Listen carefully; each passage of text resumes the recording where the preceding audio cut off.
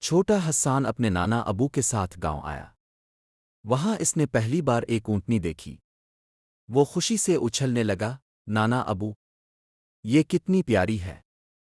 نانا ابو مسکرائے، کیا تم جانتے ہو نبی کریم کی بھی ایک اونٹنی تھی جس کا نام قصواک تھا؟ واقعی؟ وہ کیا کرتی تھی؟ حسان نے حیرت سے پوچھا۔ نانا ابو نے بتایا، جب نبی مکہ سے مدینہ ہجرت فرما رہے تھے تو قصواک ہی ان کی سواری تھی۔ مدینہ پہنچنے پر اپنے قصواک کو آزاد چھوڑ دیا۔ وہ جہاں بیٹھی وہی جگہ بعد میں مسجد نبوی کے لیے منتخب کی گئی۔ حسان کی آنکھیں چمکنے لگیں، یعنی اللہ نے ایک اونٹنی کے ذریعے مسجد کا مقام طے کروایا۔ جی بیٹا، اللہ جسے چاہے اپنے کام کے لیے چان لیتا ہے۔ ہمیں بھی اللہ کی حکمت پر بھروسہ رکھنا چاہیے۔ اس دن کے بعد حسان روز مسجد جاتا اور قصواک کو یاد کر کے نبی سے محبت کا اظہار کرتا۔